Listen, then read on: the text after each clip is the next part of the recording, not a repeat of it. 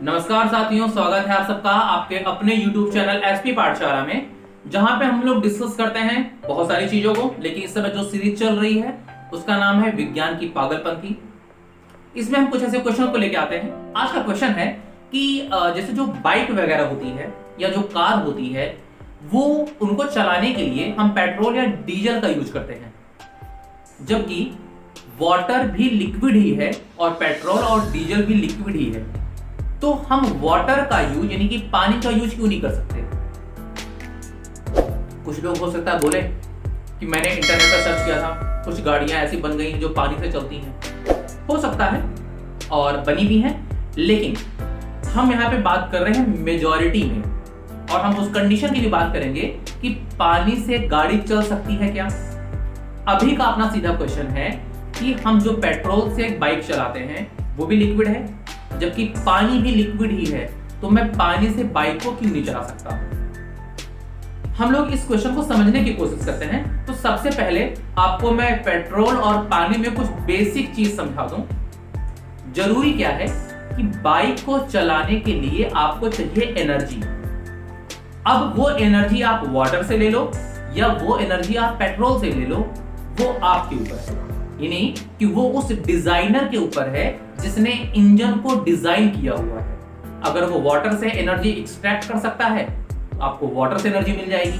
हालांकि अभी तक जितने भी इंजन बनाए गए हैं, उनको बनाने के पीछे का जो पर्पज है कि वो आपको एनर्जी देंगे, लेकिन जब आप उनको फ्यूल दोगे। अब ये एक बहुत इंपॉर्टेंट टर्म है, फ्यूल।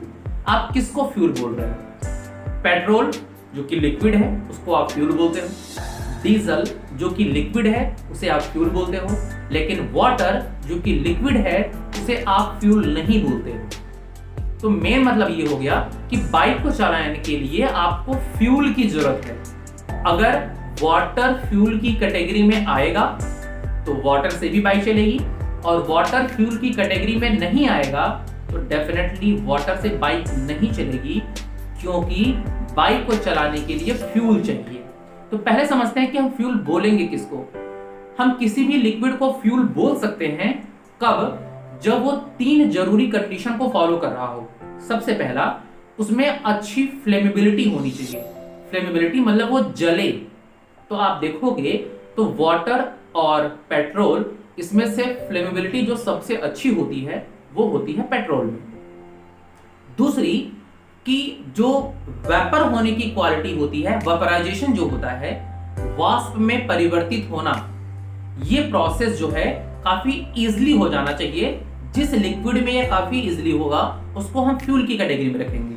तो आप देख लीजिए, वाटर को और पेट्रोल को, इन दोनों को आप बाहर ओपन एरिया में रख दीजिए, तो आप देखोगे कि जो वाटर है वो जल्दी वेपराइज नहीं होगा, लेकिन जो पेट्रोल होता है वो जल्दी वेपराइज हो जाता है।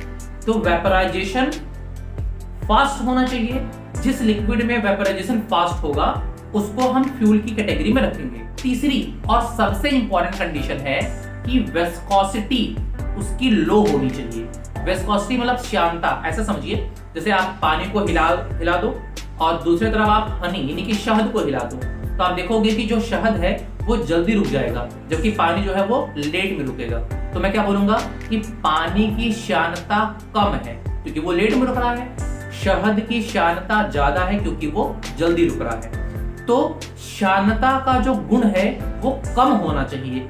जिसमें श्यानता यानी कि विस्कोसिटी की प्रॉपर्टी कम होगी, हम उसको फ्यूल की कैटेगरी में डालेंगे, क्योंकि जिसमें अच्छी विस्कोसिटी होगी वो बहुत ज्यादा गाढ़ा होगा।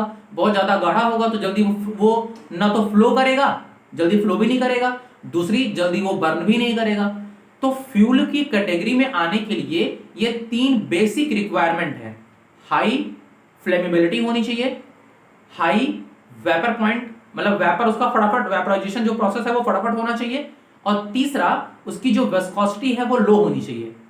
अब आप देखोगे तो ये तीनों प्रॉपर्टी जो है वो वाटर में होल्ड नहीं करती, इसीलिए वाटर को फ्यूल की कैटेगरी में नहीं रखा जाता।